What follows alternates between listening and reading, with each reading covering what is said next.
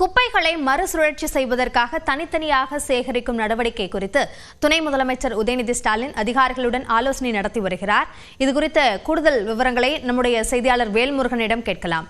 வேல்முருகன், இந்த ஆலோசனை குறித்த முக்கியத்துவம் சார்ந்த விஷயம் என்ன என்பதை பதிவு செய்யுங்கள்.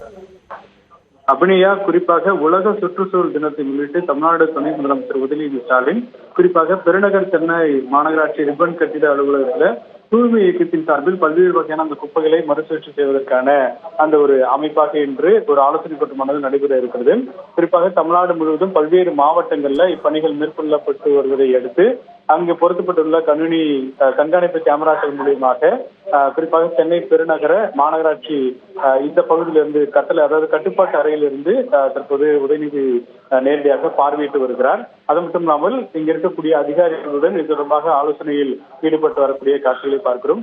குறிப்பாக இந்த நிகழ்ச்சியில தலைமை செயலாளர் முருகானந்தம், அதே போல நகராட்சி நிர்வாக செயலாளர் கார்த்திகேயன், சென்னை மாநகராட்சி ஆணையர் உள்ளிட்டோர் தற்போது பங்கேற்றிருக்கிறார்கள். குறிப்பாக இந்த தினத்தை பொறுத்தவர்களுக்கு ஒட்டுமொத்தமாக தமிழ்நாடு முழுவதும் இருக்கக்கூடிய 1077 அரசு அலுவலகங்கள்ல இருந்து தூய்மை செய்யக்கூடிய பணிகள் இன்று காலை முதலில் நடைபெற்று வருகிறது.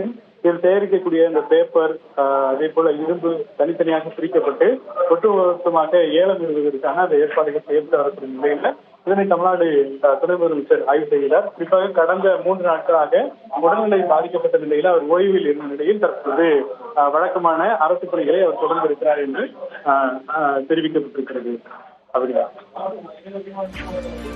இந்த ஆலோசனை கூட்டம் குறித்த விரிவான விவரங்களுக்கு நன்றி வேல்முருகன்.